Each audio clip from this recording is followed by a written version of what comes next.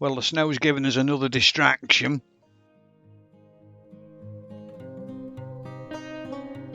It's a good look out over the town here.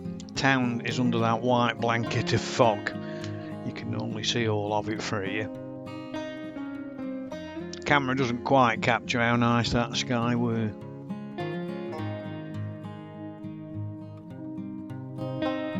This guy's enjoying it, if no doubt. Looking out towards Staffordshire here. That's Axe Edge in the distance. Looking towards Cheshire. Going back round over towards Staffordshire.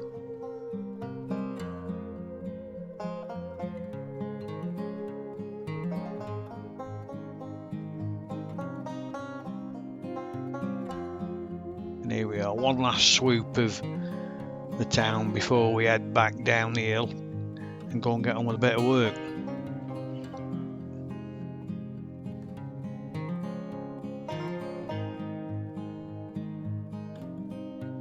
I'm not sure Sky's wanting to head back yet, but I'm sure she's going to have to.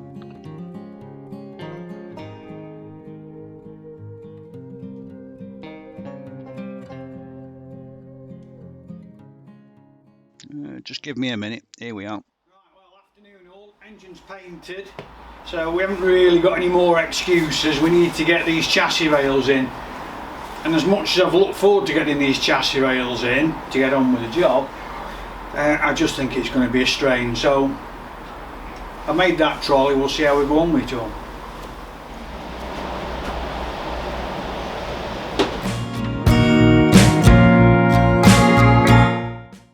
We're going to do some voiceover on this video.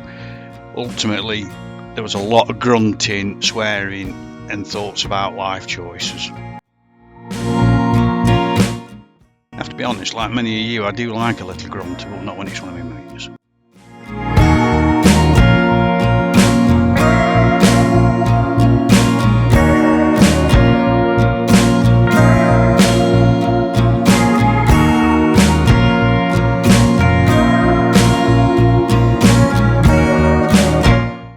These chassis rails are surprisingly heavy. They did take me a bit by surprise how heavy they were, but that trolley worked really well. Not doing bad, are you? The engine trolley has worked really well.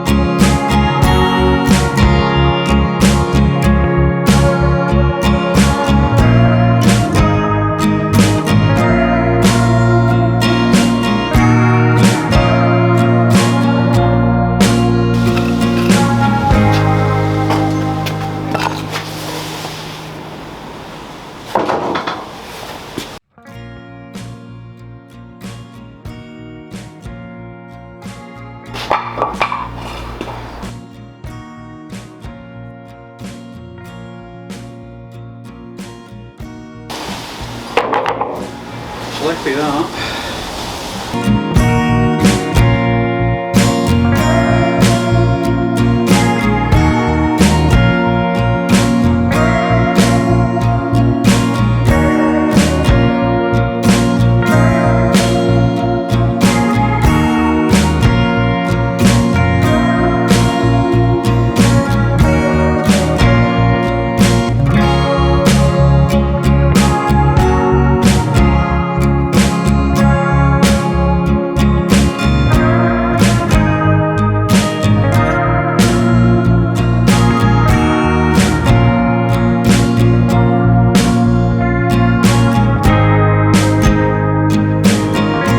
Right, that's both the rails in. Could have been a lot worse. Don't want to have to do it again, that's for sure. So next job is get this trolley out. Then we're going to have to put everything in the place we want it and see if we can start the build.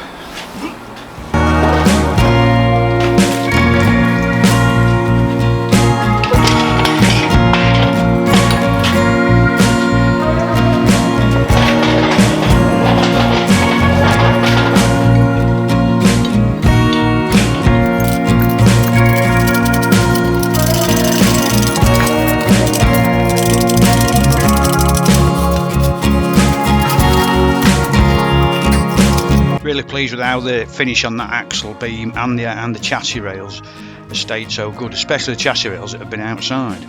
Perfect.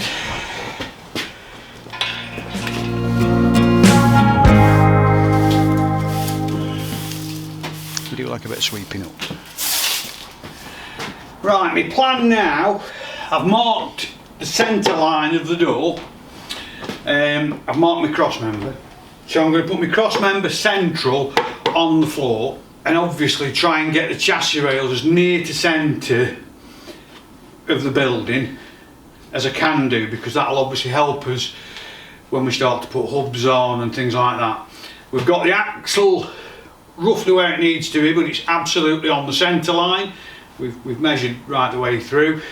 The engine needs to come over a bit, which is obviously what we're going to do when we've moved the cross member.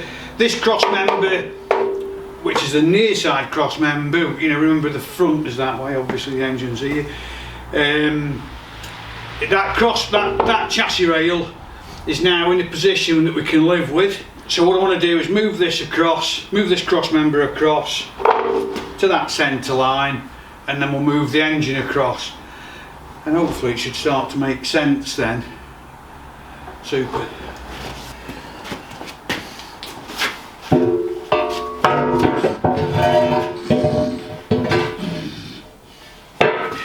So with quite a bit of leeway there, and obviously when we set everything up we'll be able to suck it in and it'll give us a bit more room. And you know, going off the other one, well the other two we did, the Comma and the Fleet Master, we should have middle in a room either side.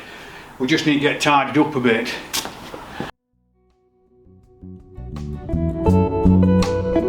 For this channel we've had a lot of debate around the yellow paint on the engine, and you know, if you're putting stuff out in the internet and what have you, then you're going to get that debate, and that's been great. Right, the engine isn't going to be far out at that. We've got a chalk line at the back, chalk line at the front, which is going all the way through, so I'm happy enough with that. Need to start thinking about how we lift the chassis rails up now and what height we're going for. We obviously need to be higher than that axle because we've got to build over it, and these have got adjustable height on them.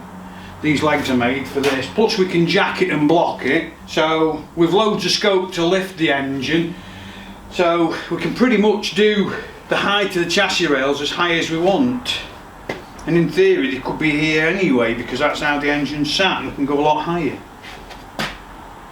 Good. Right, the plan now is we've got some axle stands.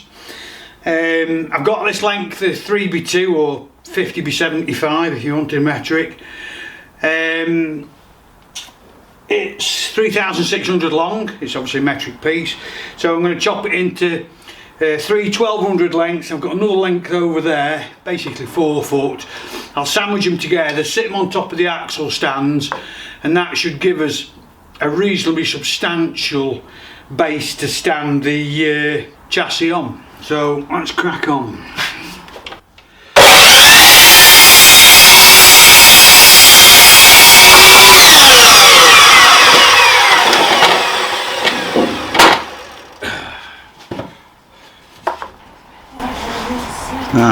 Looks like Big H has arrived. Wow. Gosh. Looking all very large and impressive here. Not the first time you said that to me, my angel. See, I'll line them up for you. Exactly. Oh dear. What the hell's this bit off? Which bit? This bit here. This is the back axle. Alright. the chassis rails, that's the engine. Gearbox is under there. Right, I'm going over there now because I'm anticipating there'll be a fire at getting all the cars out. Don't want to get on my truck. Right, let us go back in. But you'll give me a dinner. Right. Turn around together. Okay. Right, bye. Right, as I was about to say before we got our visitor, squared the trestles up. So this trestle is square to that trestle. We're in more or less middle of the garage, as close as we can be. I've had to go higher on the stands than I wanted to. We're up to 3 holes, I set it at 2, and that's because we have to clear this. When we come to fit the engine, I'll support the engine, and that frame will unbolt off, so it shouldn't be a big deal. But the next job is to get the chassis rails up. We'll have a go. Yeah, I don't want to do it. I don't want to do it. Oh. Right, get the other end on. Right, okay, we're back on it now. I've had to pop out for an hour or so. I've washed the inside of the chassis rail out. It's come up really nice. You'll remember this is a sacrificial coat, especially on the outside. The inside is pretty good, but there are a couple of places that I'm going to clean up a bit more and repaint before we're done. What I want to do now is try and get this as near to something straight as possible, and obviously get it equal on my beam. So I've measured my front cross member, and that's about 37 3/16 wide, roughly 930 millimeters. I've marked a centre line on my beam, on this one and the one at the back. The chassis rail itself is about 3 inches deep. What I'm wanting to do is set it up so that we've got a little bit of slack, but we can slide things in. I'm going to do the same at the back, and then obviously the same at that side. Clamp everything up, and then we'll bolt it all up in place loosely, just to get it square. I'm not worried about level, because it will go out of level as this timber dries out as much as anything. Where we will bother about level is where we've got the axles on, and then we've got the axle stands under it, both front and rear, and get the chassis level and try and get everything notched up there. Okay, good show.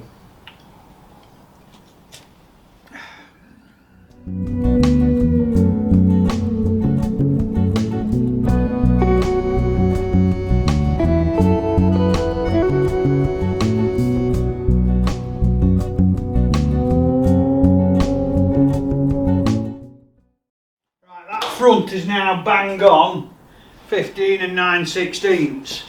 We'll do this back and get it on this inner edge, and then move on to the other side. It's okay lengthwise. I'd rather it was a bit further forward, but I think once we've got the cross members in, just to give it some stability, that won't be a big deal. We'll just alter it to it. So as you can see, we've got that bit there, which is about 2 inch, just to bring it over because we've just plonked it on. There we go. We'll not be far out at that.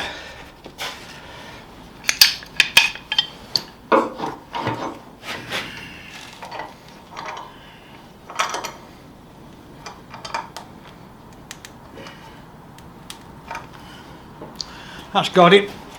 Right, let's get this other chassis rail up.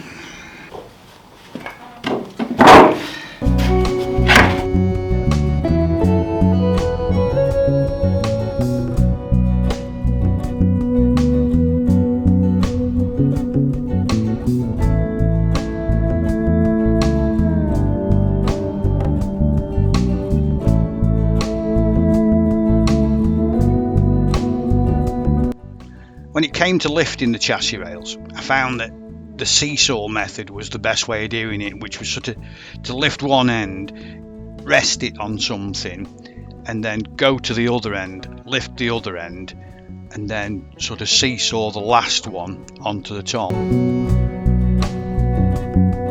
I once met a girl called Seesaw Sue. Completely different story. Anyway.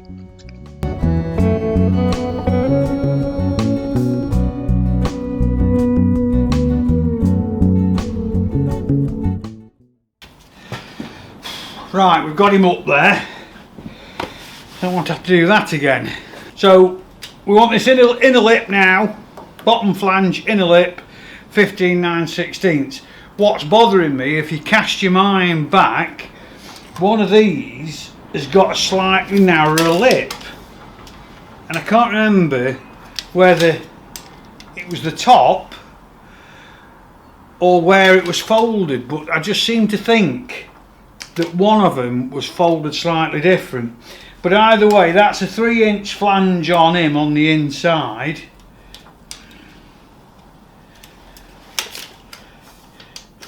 So I can't remember what it was now, but I'm sure we'll come across it as we start to build. But we're going to go for 15 9/16 again, and then get him clamped down. I don't expect anything to be particularly square at this stage in proceedings, because we've not squared anything up.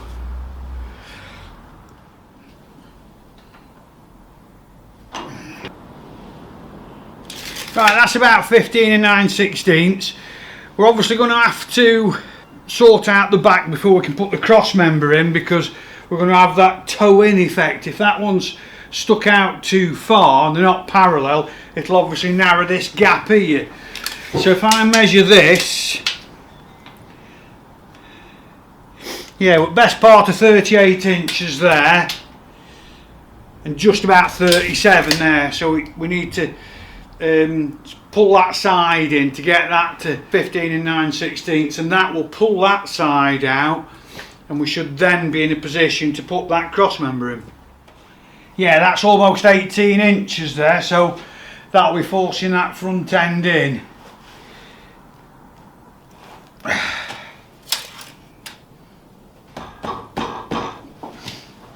Okay, that's 15 9/16. Let's get it clamped.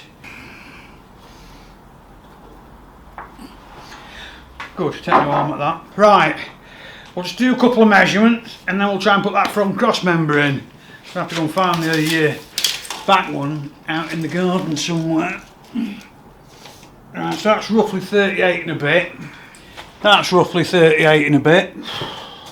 A lot of lifting on this job.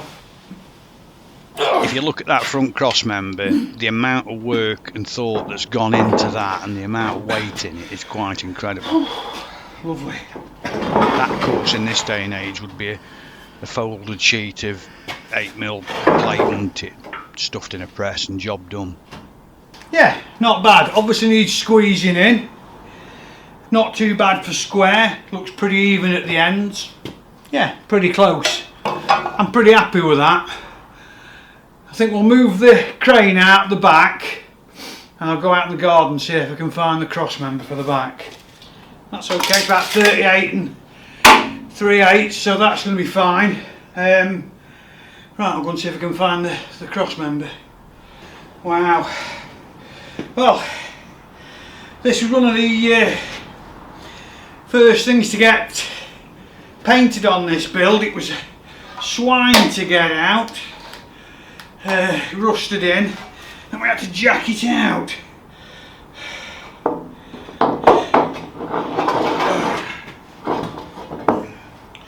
That's lovely.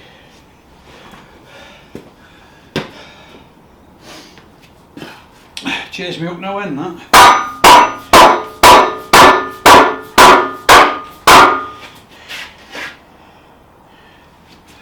She's lined up grand there.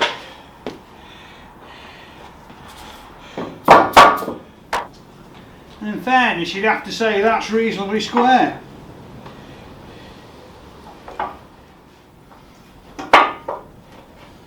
Not bad. That's a good weekend's work.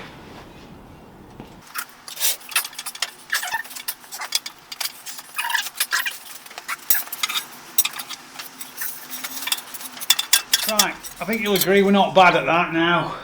We're obviously not going to leave those cross members in. I want to get the middle ones in, and probably going to do the springs and get the back axle in place first, possibly do that front cross member, but we've got the big one that goes in here, so that's probably going to be one of the first cross members we put on with those spring hangers, and then we're really going to crack on with it this year. But overall we made some good progress over the weekend, but yeah, so that'll do us for this instalment anyway, but hopefully see you on the next one. Thanks for watching.